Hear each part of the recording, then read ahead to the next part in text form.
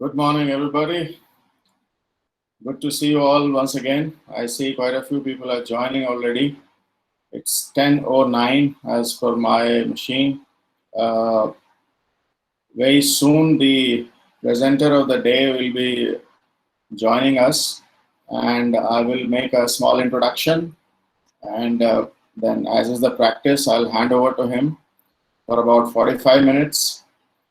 And thereafter, we'll open the session for the public to ask questions, uh, say around for 10 to 15 minutes, depending on number of queries that people have. And then we'll wind up. So idea is to finish it in about an hour's time. I would encourage all my students to ask a question, ask your queries, especially in these times when everybody is little anxious, unsure of things, uncertainty is prevailing in the air. So it's a good idea to talk to these experts who have expertise in managing people's their behavior, lifestyles, and so on. So I'll request all our students to actively participate and also uh, feel free to ask queries. That is going to help all of us, help you all. So yes, we'll wait for some time. The time to begin is 10:15. So we will wait and we'll start sharp at 10:15. In the meantime, I expect most people to join. I've sent across a reminder on your groups, various WhatsApp groups. So please make use of it. Spread it to your other colleagues in your informal groups as well, and let everybody join.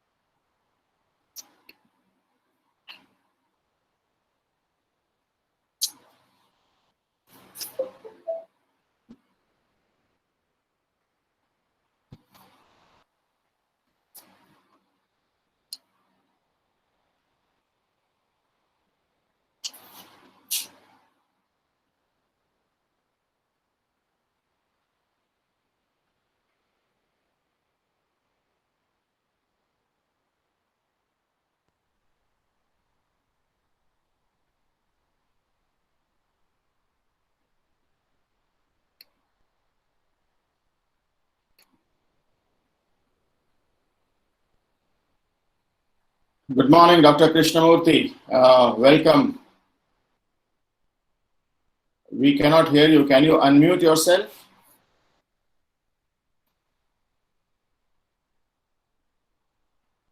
If you switch on your mic, that will be... Good morning, Professor Prasanna Kumar and team. Nice to be here. How are you all doing? Am I audible now? Yes, you are very much audible. And welcome. Good to see you. This nice, bright morning, sunny morning. A little bit of clouds in the sky, and good sun outside coming up. All right, so we have the participants are still joining, and as Indian tradition goes, we go by Indian stretchable time. So we take a few more minutes and allow a few more participants to join in before we begin. Is that okay with you, Doctor? Perfect, no problem, Professor Prasanna. We can wait for a few minutes so Yeah, we correct. can reach out to as many as Maybe possible. a couple of more minutes we'll wait for, and Sure. Sure.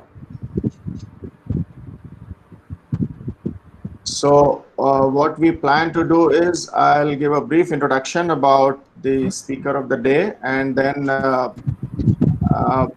approximately 40-45 minutes you will take, Dr. Krishnamurthy. How much time you are expecting to take? That is good enough. 40-45 minutes enough. is good enough. Yes. Right. And then we open the house for people to ask questions if they have any queries, etc. And then we will request our director, Dr. B.R. Venkatesh, to say the parting words, and then we will wind up. So that is the format we are going to follow. Sounds good. Sounds good. So how was the session yesterday? Yesterday's session was good. We had a good number of participants, many students, almost all the faculty members, and there were some questions as well. Quite relaxing session. He actually made us do things that they do in meditation, heartfulness meditation. Some of us have had some prior experience as well of heartfulness. Right. But yeah, most of our students have not had the benefit of heartfulness yet. So it was good. For them, it was a new thing. And students are from which? They are all doing MBA. They are all MBA students, most of them. In fact, we have extended the invitation to our sister institutions as well. So maybe some graduate undergrad students may be there, but mostly they are all PG students. All right. In fact, 2 weeks ago, we had interaction with all the management faculty as well of Dharan Sagar. So mostly that were faculty, is it? And this time it's students. Is that how it's planned? Yes, yes. So these are students largely who are part of Bangalore University MBA program. All right. Yeah. So we have a faculty which we have a department which conducts Bangalore University MBA program. So we have at any given point in time we will have 2 batches going, one junior batch, one senior batch. All right. And what is the number of students in each batch? We take 180 per batch. So yeah, we have 3 sections, 180 per batch, giving in finance, marketing, and HR specializations. All right. And some of them choose to do dual specialization as well. So that's how it is. And it's in the same campus, is it? It's in the same campus, yeah. All in one campus. And we are on the Kumaraswamy Layout campus. This is the main campus. All right. Yes, I've been there once. Yes. Yeah, Kumaraswamy. Right. So I think we should be starting now. It's already 10:19. So I will do the formal introduction. So good morning, ladies and gentlemen. It's my pleasure and great privilege to welcome Dr. Krishnamurthy J, who is a practicing doctor. And I'm really pleased to read out his accomplishments, quite a few of them. I'll try and keep it brief. So Dr. Krishnamurthy is a community health specialist with over 2 decades of experience. He has worked in the areas of reproductive, maternal, neonatal, and child health, infectious diseases, early childhood development, non-communicable diseases, and nutrition. He's been a volunteer at Heartfulness Institute, a meditation practitioner, and a trainer for over 2 decades. He's also an advocate of yoga and natural living. He's a founder of Center for Integrative Health and Well-being here in Bangalore. Among his many accomplishments, he's been a research advisor at Cognitive Skills Private Limited, which supports neurosciences research related to child development, learning, and performance. In the past, he has been part of global health team of University of Manitoba, Canada, and was extensively involved in its project across India, Africa, and the Caribbean. He continues to be associated partly as Senior Technical Advisor at the Center of Global Public Health, University of Manitoba, Canada, and holds part-time faculty position with university's Department of Community Health Sciences. So extensive amount of work in community health. And of course, he is right from Bangalore. He received his MD in community medicine from Bangalore Medical College and Research Institute, one of the country's top 10 medical institutions. He has received his specialized research training at WHO Geneva and also holds a postdoctoral research fellowship from Canada. He has been involved with the Karnataka government's Health Promotion Trust as well, and many programs, including infectious diseases program at Global Health Training Program. He trains PhD and postdoctoral fellows. The list goes on. I think we have a very eminent speaker amongst us today, and we are indeed privileged to welcome him, the faculty, and on behalf of the faculty and the students group, I welcome you, Dr. Krishnamurthy, and I will now hand it over to you to take the session further. I may have missed some of your accomplishments, which is a long list, and in the interest of time and modesty, I would say we are really privileged to have you today, sir. So over to you, Dr. Krishnamurthy. Thank you, Professor. Thank you so much. And I know sometimes these formal introductions, I'm happy that you kept it brief. What is really important from the audience perspective is what we're going to exchange and practically experience in the next 40-45 minutes. And you mentioned about the Center for Integrative Health and Well-being. That is something that's very close to my heart. And last few years, we've been exploring that. The idea of integrative health and well-being is very connected to what you are doing as a part of this program. First of all, congratulations to the entire management team that has put up this beautiful 3-day program for your students, faculty. I saw also the parents were also invited. At least that shows the generosity in thinking and the eagerness to help students and their family members in this challenging circumstance. And particularly the areas of meditation, yoga, and particularly taking care of my own health and well-being, right? That is something that all of us strive to. While it is always a priority, yet sometimes our stress, our anxieties, or other priorities may overwhelm us, and we may end up neglecting this. That's when it comes back with full force. That's where I think this whole idea of meditation beforehand, when we're still sound and healthy, especially when you are still young for the students, this is the right time to start off. Often this idea that meditation is done after we get old, when there is a lot of time, not really. Nowadays, there's so much scientific research happening in the area of meditation. I myself worked with the Niman's team, and we completed a study on heartfulness meditation. Amazing how and mostly they were youngsters, and what kind of effects it can have on our performance, our professional sphere, family life, work-life balance, all sort of areas. I'm sure yesterday Mr. Kinney must have touched upon that. The idea of integrative health and well-being that I was trying to refer is essentially how do we take care of ourselves, both physically, inside physiologically, emotionally, mentally, even spiritually. How do we integrate them all? when the World Health Organization defines health as having many dimensions: physical, mental, emotional, psychological, social, spiritual. But very often we just take care of ourselves only at a physical level, isn't it? When we are sick, we go to a doctor or we take medicines. Otherwise, we are back to our routine. So this idea of integrative health and well-being is, how do I take care of myself even when I am healthy? How do I take care of the right prevention measures, health promotion measures? How do I not only follow modern medicine, there's also very rich science of Ayurveda, yoga, meditation. How can I integrate all of them? And so that I can take care of myself in a more holistic manner. That is integrative health and well-being. I would like you all to visit the website www.cihw.in. I will share through Professor later.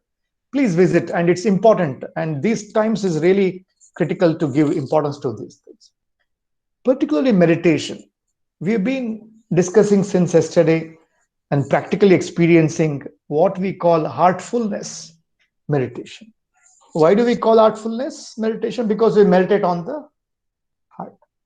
You may ask, sir, why do we meditate on the heart? Why can't we meditate here? Some people meditate on the breath, some people on the forehead and whatnot.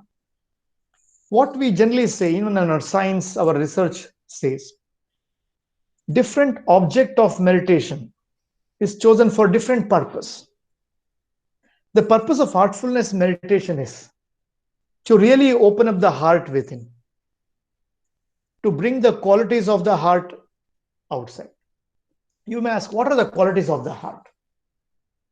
We all know, whenever we refer to the heart, we always appreciate with the good qualities. Because heart by nature is always good, right? Love, we refer to the heart. Calmness, compassion, empathy, feeling, right? Sacrifice, selflessness, and things like that, so on and so forth. All of them are already there in the heart, and each of us have it. But what happens in our day-to-day lifestyle doesn't allow our mind to connect with the heart. Because we are not connected with the heart, mind is in stress. Mind thinks too much. Mind panics, doesn't know what to do. Oh God, what's going to happen in COVID? When will it end and what can happen? We all know when we are in stress, our intellect would not function. Our decision making becomes blunted. Our whole performance is subsumed, right? That is where the calmness is important. How do we keep the mind calm and stress free? The heartfulness research shows if the mind can be connected to the heart, few minutes of meditation in the morning, the mind itself can become free, stress free, and calm, composed. Why? Because heart already has these qualities. It's just that we have to connect with the heart. So heartfulness, dear friends, is all about connecting the mind with the heart. Why? So we really bring the heart's qualities out. The peace, love, calmness, stability, all those things. And believe me, when more and more mind is always calm, stress-free, our communication improves, our performance improves, our management improves. Because for all of you as management school students, it's so important. I'm also involved in neuroscience work. I look at the brains and I have a team of neuroscientists. Nowadays in US, very good research is coming up. The neuroscience of management. What it says, to be a good manager and a leader, 4 or 5 functions are very critical. Perception, intelligence, decision making, conflict resolution, working as a team, right? All these things. When we look into the brain, the front part of the brain is involved with all these qualities. Then when we observe people who have meditated for a long time, their front part of the brain shows more connections. So when you meditate more, your decision making improves, conflict resolution improves. You don't panic in stress. You still think clearly. Your perception is good. So likewise, so many benefits, dear friends. I would like to inspire you all. The thing that you're learning since yesterday, try it for 3 or 6 months and then really see how it has effects on your lifestyle, on your family life, on your work life, on your social life. That is in brief about artfulness meditation. Yesterday, Mr. Kinney took you through a relaxation process and a meditation process. I'm sure when you all meditated, you all felt good. But I'm sure you all felt thoughts also, right? Time and again, thoughts were coming back and disturbing you. I'm sure everybody agrees, right? Because that's a common experience. And if you notice, some thoughts are more disturbing than others, right? Not all thoughts are disturbing. Some I can easily ignore, but few thoughts are more disturbing. Why? That's where our artfulness research says. Why some thoughts have more influence on us is because what we call the impression or the emotional content of that thought. If thoughts are very light, not very emotional, they don't disturb us. But if thoughts are very heavy, because of heavy emotions attached with it, maybe we must have had an argument in the family, in the work life, in the social sphere, or few things that we are very emotionally attached to, maybe career, maybe relationships.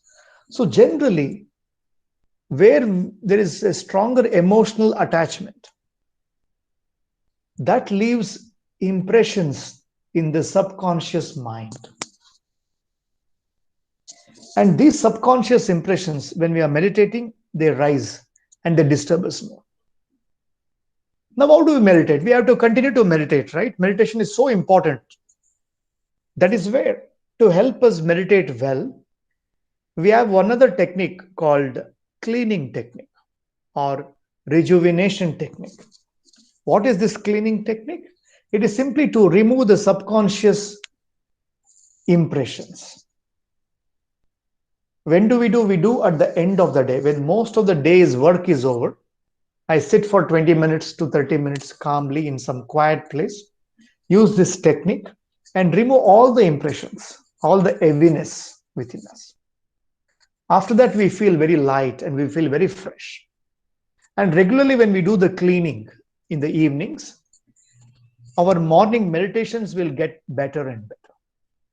What we have seen, doing only meditation doesn't help much. When you do the morning, the meditation, add on the cleaning in the evening, and over a period of time, you see that mind is able to really balance well. That is the third technique that we would like to talk about today. What I would like to do, I will take you through a practical experience of this technique for a few minutes, and then we'll meditate again like yesterday. Then see the difference between meditation yesterday and meditation today, and then we will exchange and we can have some question and answer sessions. All right.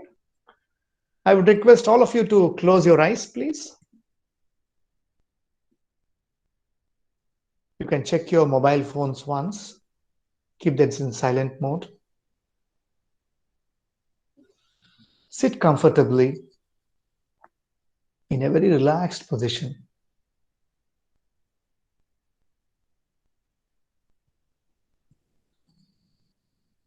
Let us go through the cleaning process. I will give you the suggestions. You follow them.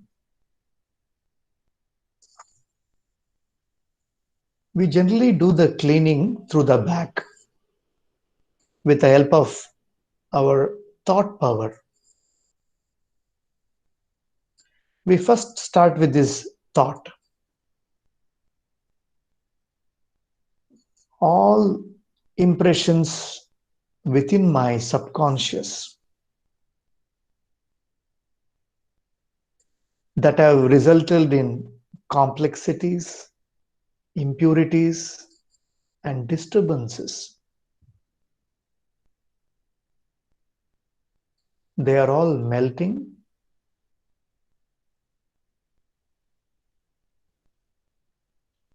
and going out through the back as vapor. Imagine they are all leaving through the back. Visualize your entire back, including the back of your head, up to the tailbone. Imagine smoke is going out through the back. What is this smoke? They are nothing but the complexities, impurities, all the disturbing influences. They're all leaving your system.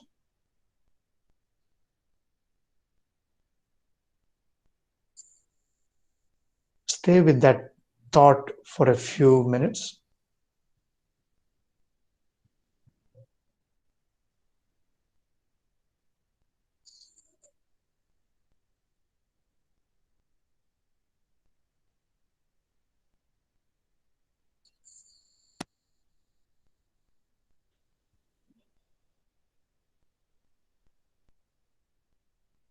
You don't have to think about any particular thought.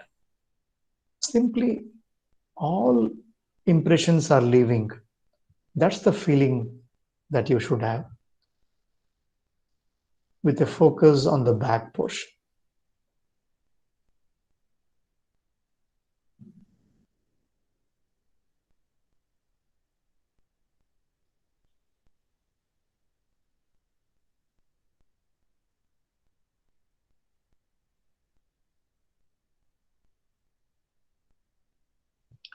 When this process is going on, let it continue. You scan the body from the top to the toes. If any particular part of the body is having little more heaviness,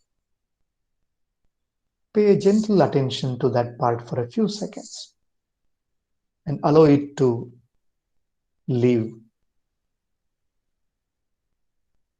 Maybe the chest or the forehead, maybe the legs, whichever part you feel is little tighter or heavier.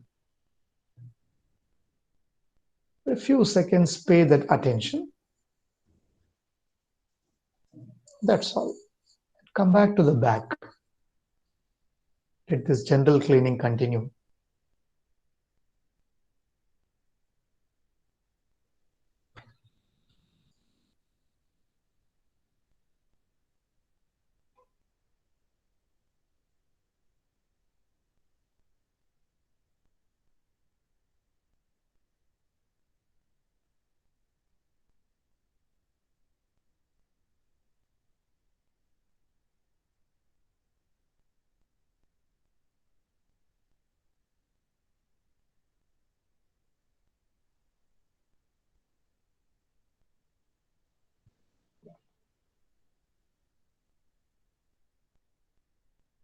After a while, let's move on to the second stage of this cleaning process.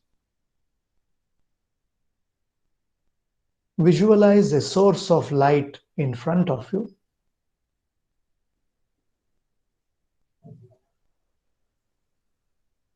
Think that sacred divine current from the source is entering your body through the front.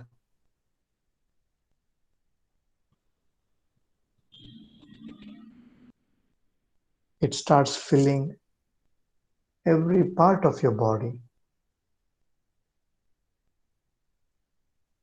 At the same time, it pushes away the complexities and impurities through the back.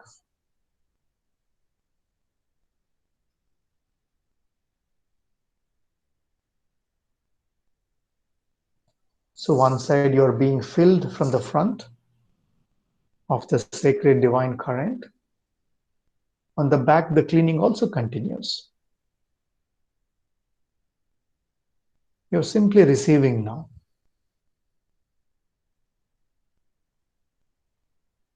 and being cleaned.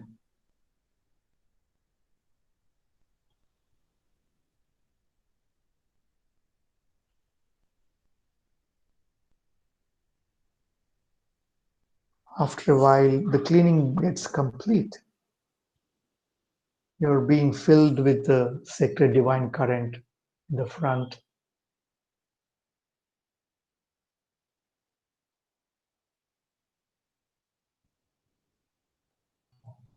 As we end the process, just assess your inner state or inner condition of the mind.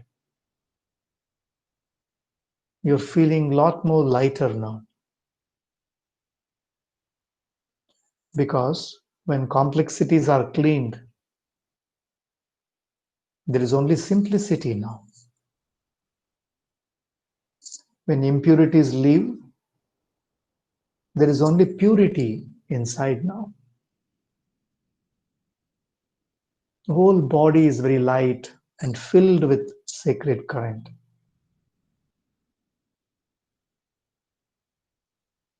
That is how we conclude the cleaning process. Now we will continue with the meditation for a few minutes. Gently bring your attention to your heart.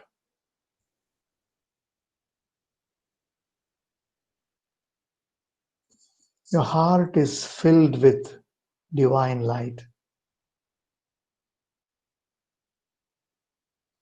And now you are attracted to the source of the divine light that is already there in your heart.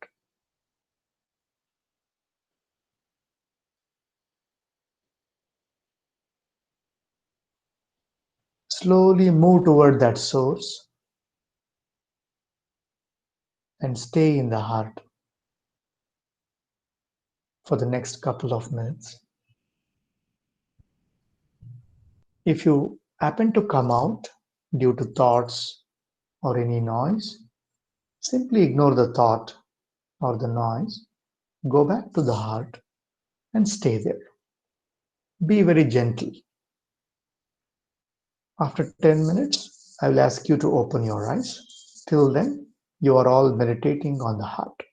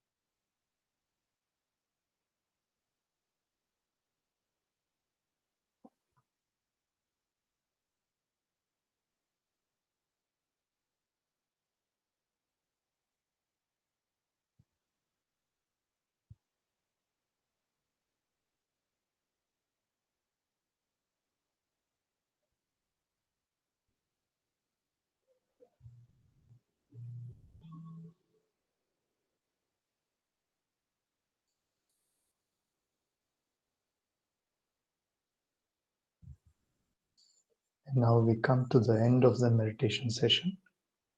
Keep your eyes closed for 1 or 2 minutes.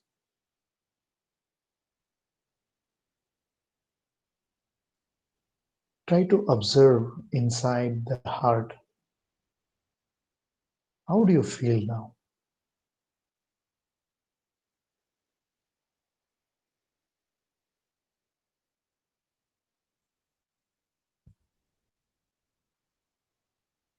Make a note of it mentally.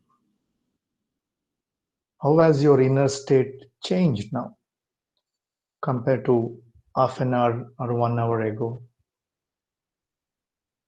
Are you feeling more calm, lighter, relaxed, or peaceful? Whatever comes to your mind, make a note of it and slowly open your eyes.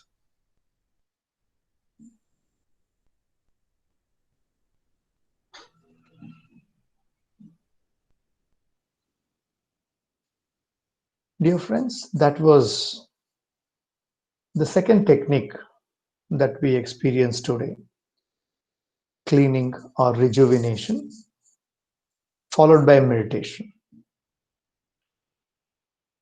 So cleaning, we generally do it at the end of the day. And we do it for at least 20 minutes, up to a maximum of 30 minutes. And why at the end of the day? Because whole day is filled with so many activities. Stress is there. There is so much going on in the mind. So when we do it at the end of the day, this whole baggage is removed, right? It's something like a wash or a clean. When the mind is fresh, then you can see your sleep quality improves. One of my US colleague who was a physician, he did a research there in an hospital, both with the patients as well as with the doctors. The impact of heartfulness cleaning on the sleep quality. Very interesting. The paper is published and presented in many international conferences. 8 weeks of heartfulness practice. Most of the patients, they stop taking medications for sleep. Doctors were surprised. Now in that hospital, heartfulness is regularly practiced. All patients are being taught heartfulness. And heartfulness is always free of charge. You must have learned about it. We are present in 160 countries. We all do our own professional work for our livelihood. But heartfulness is something that we do as volunteers. It is not charged. Why? Because we have found so much benefits over years of practice. And we want everyone to experience this. Our global guide, Mr. Kamlesh Patel, we also call him Daji. He is guiding the vision, he is guiding all of us. His vision is the whole world should open up its heart. Only then all the differences we see around will stop. So he really wants every household, everyone to adopt this artfulness way of life. So the world needs more and more heart. That's his philosophy, his vision. So we also, whenever there is interest, like all of you, we set aside our time and we share. That is about artfulness and the cleaning, and particularly today's session. And now I'm open for any questions, dear friends. Right. Thank you, Dr. Krishnamurthy. And now, student participants, anyone who has any queries, questions, please ask. Please feel free to pose your questions. I think this was quite a beneficial session, quite a useful one. But I'm sure people would have some questions, so please go ahead, ask your questions. You can unmute yourself or raise your hand, then you will be unmuted, and then ask questions. Yeah. Mr. Prasanna, can I have? Yes, sir. Yes, sir. Please go ahead. Thank you, Mr. Krishnamurthy. It was a wonderful session, and in fact, I have undergone many methods of meditation, but particularly the meditation and the kind of cleaning process which you are suggesting was extremely good. And at the same time, I want to ask you some clarifications, a couple of questions. Okay. Please go ahead. So during the time of meditation, okay, so we will reach a stage of subconscious mind, subconscious stage. should we wait till such time and then take our attention towards our heart, or can it go straight away to heart? That is the first question. Or can we give, after giving this suggestion or taking our mind towards heart, can we give any self-hypnotic suggestions which may be useful for personality building? That is one question, sir. Shall I ask you the other questions later? Yes, I can take this question because there are two questions here, very practical questions. I will answer them. Then we can move on with other questions also. I think it's a very good question you asked. When we go in to the subconscious and then to the heart, it's very interesting. The subconscious as a idea, we can't really pinpoint in space, right? Something like a physical body, I can say my right shoulder is here, my left shoulder is here. But for the mind or the heart, where is it? We know it's there inside, but where exactly is always a challenge. Brain we can connect, the physical brain. The physical heart we can connect. But what about the mind or the subconscious or the heart that we are talking of, the spiritual heart? Where are they? So one way to approach is we can take it as a continuum. There's a one window opening here and the window ending here. And through this passage, there is conscious mind in the surface. There is subconscious mind. Then there's deeper heart itself, or superconscious. People use superconscious also. So what is the heart we are referring? It is really the center. Though physical heart is just a starting point, when we say heart, meditate on the heart, it's the center. It's myself or soul or whatever you want to call. That is where we want to go. So we start with the mind, subconscious, and we go on deeper and deeper and deeper. In the very first beginning, it may not happen. Some may go a little bit here. Some thoughts are stuck, they come out. We manage to ignore and we go a little bit deeper, but we stay a lot of time here, maybe a little bit here. So even when we meditate for half an hour, 20 minutes, maybe few seconds we go and come, that's all. Otherwise, mostly we are here. But when we practice regularly, go on practicing regularly, meditating and cleaning, when subconscious gets cleaned more and more, then I'm able to easily go deeper and deeper into and I can go there for longer time. Out of 20 minutes, maybe 10-15 minutes, I can be completely here. You have heard of reports where, I don't know where I was. I lost time consciousness. I lost space consciousness. I was in deep samadhi. What is it? They actually crossed subconscious, basically. They've gone into the heart. Initially, it happens for a few seconds, but when we regularly meditate, we spend more and more. What we also are exploring is when we do a meditation and connect with the heart, this connection should stay permanently, not only during meditation, during the rest of the 24 hours as well. That is called meditative state. That's the whole journey, and it happens step by step, step by step. What do? Start with the simple techniques, simple suggestions. And in my experience, we don't need hypnotic suggestions also, because the suggestions is all about capturing the heart. And heart has innumerable, countless qualities. So our goal is to connect with the heart. So whatever qualities we need at the time of the need, it should flow out. I don't ask for this or that. I simply go and connect with that. That's the whole approach. Okay, very good, sir. Thank you. So then one more question. You being a doctor, you'll be able to advise this. Is it very good for cardiac patients? Good question again. In fact, we have been doing a number of research studies.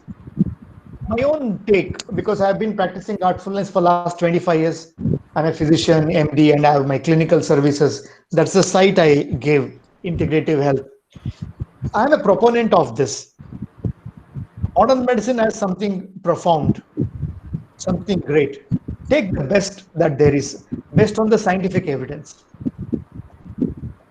And don't only depend on that. Also add yoga, add meditation. Now what happens? Because meditation and yoga, there are many studies that show the blood pressure can reduce. Stress will reduce. When stress reduces, heart's health is better. Blood glucose can get better. So when the BP, stress, and blood glucose are taken care of, cardiac problems can be taken care of. So I would suggest them as a preventive measures. If somebody still doesn't have blood pressure, hypertension, diabetes, please start adopting this yoga, meditation, maybe Ayurveda, some of these things. But once somebody has blood pressure, already has diabetes, don't stop medications. Continue to take modern medicine because you need to keep the blood glucose, blood BP under control. But add other things. What happens when you add other things? The BP, glucose will come down. Your doctor himself may reduce the dosage. You should not, but let the doctors reduce. That is my approach. That is the whole proponent. That's what I'm proposing in the integrative health and well-being. If you visit the website, I've already given the link. You'll find more of these details. The whole idea is how do we integrate modern medicine, Ayurveda, yoga, meditation. But for those who don't have blood pressure, blood glucose, if you start meditation, yoga, certainly it can prevent you from acquiring blood pressure and blood glucose. Sir, do you suggest any particular posture for doing this meditation? Good question. Both for meditation and yoga, there are right postures. Meditation in artfulness, we suggest you take a simple posture. If you can cross your legs, cross-legged, also called Sukhasana, it's a very simple asana. That's best. Either you can use a mat on the floor or on the sofa itself, you can sit with a cross leg. For some, because of some medical condition or age, they can't fold their legs. Doesn't matter. You can sit like how you sit on a chair with the foot on the floor. But make sure that your body and neck is erect, not stiff, but natural, easy, and erect. Close your eyes and meditate. That is it. That's what. Yoga also, let me add, because you asked the previous question on hypertension, diabetes. Yoga, there are particular postures in yoga that will increase BP and increase glucose. Some asanas and pranayama can decrease BP and decrease. But people generally don't know this. A lot of times yoga trainers, they teach blindly all types of asanas and pranayamas. Some may aggravate also. That's where we often advocate, don't blindly learn anything and everything. First, understand your lifestyle, understand your constitution. If you have a medical ailment, then choose particular asanas that will help you. This is called yoga therapy, not blind yoga training, but yoga therapy. This is also very important from a health point of view because you asked the previous question. And that is something that we have in our clinic. We have a yoga instructor, meditation, Ayurveda. We try to help people follow the right thing in the right way. That is about yoga. And meditation, as I said, Sukhasana, freely, naturally, whatever you are able to maintain for half an hour, that position is good for you. Thank you, sir. Right. Any other questions? Anyone? Please go ahead. Can I ask a question, sir? Yeah, please.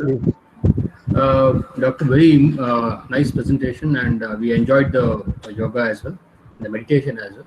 But during the yoga, the meditation, what you were just telling, you were just emphasizing more on concentrating on the heart. So basically, the actual process is done in the brain rather than in the heart, because heart acts like a pumping station where it takes the impure blood, the pure blood to the different parts of the to the parts of the body. So whenever we just start doing meditation, we say that it is the Brahmarandhra. That's what we just talk about. Is it not? We need to concentrate on the brain and clear the thoughts which comes into the brain rather than into the heart. Why? What is the reason behind the meditation of you just telling us to concentrate on the heart rather than not on the brain? Good question. See, brain is a physical organ, nothing else. brain is just a physical organ. It is, what does it do? We have looked into the brains. It has some chemical interactions, electrophysical connections between the nerves. That's all. Brahmarandra is something different. It is not even a physical thing. It's a subtle thing. What does subtle thing mean? I'll give a simple example. Brain, you can say it is there. If I ask you where your mind is, where will you show? Very difficult. Likewise, if I ask you, where is your ego? Where is your intellect? We can't show these things because they are not physical things. Likewise, the heart we are referring is a non-physical thing. Physical art is different, which is starting point. But idea is to go deeper within. Within in the sense, my own center. My own, that is the heart I am referring to. Why that center? That's your question. Why do we meditate on the heart, not on the brain? The brain, we should not meditate because it's a very physical object. In any meditation, the object that you take is very important because when you continuously think about that thing, it will become like that. That's why in the yogic philosophy, they prescribed 4 to 5 different objects. One is the eye, third eye, one is SDK, Sahasradal Kamal, one is throat, Nabi. But Lord Krishna says in Bhagavad Gita, the best object is the heart, because in the heart resides the divinity within the individual. Within the heart lies the highest self, your best self, yourself that is always in the state of peace, love, bliss, calm. All these potent qualities are in the heart, not here, not anywhere. So today in our world, this is missing. That's why minds are in so much stress. Minds are becoming more and more narrow-minded. Sometimes we see egotistical tendencies. So much selfishness happening around us. So that's why there is a need for the heart to open. Why heart? Because the divinity itself is there. The real self is there. So the heartfulness meditation is all about bringing the attention into the heart. When we say the heart, it is your center. Chest or the physical heart is just a starting point to bring focus here, but we try to go deeper and deeper within. Thank you. Sir, if you permit me, I have one more answer to Mr. Srikantamurthy's question. I will let Professor Prasanna take a call depending on the time, because he also has one more. Okay. In last 5 minutes, we wanted the director's address, so I will let him decide. Right. Yes. Any other questions from the student side? Anyone? Please go ahead. Any other faculty member who would like to ask a question?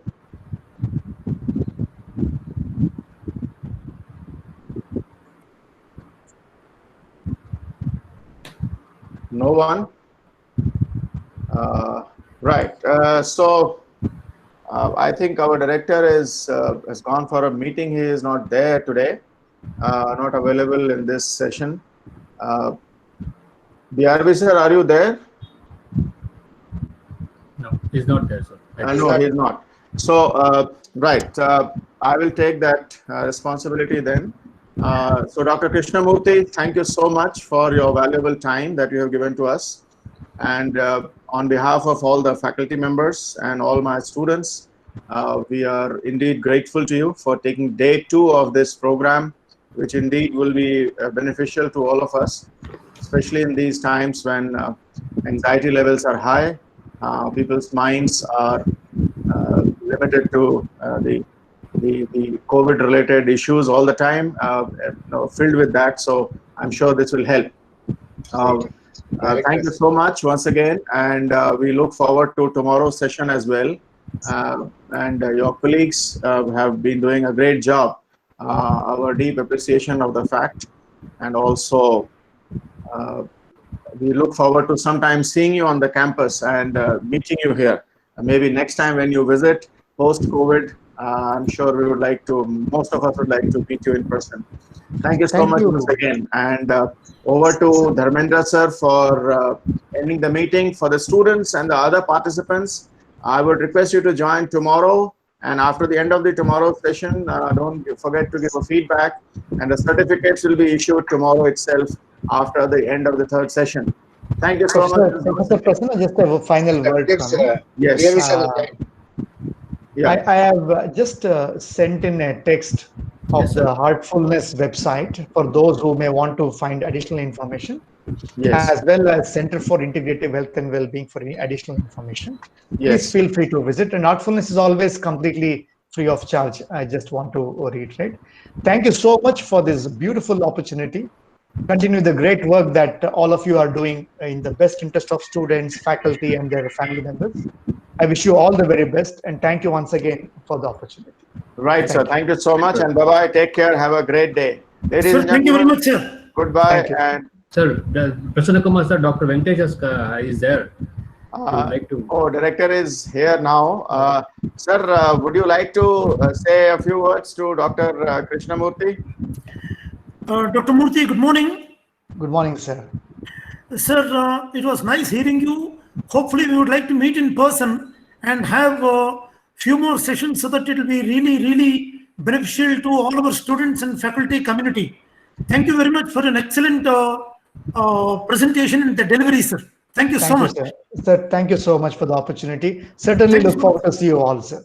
Take Yeah. care. Good day to We'll meet everyone. you again, sir. Thank you. Certainly. Bye-bye, sir. Take care. Bye.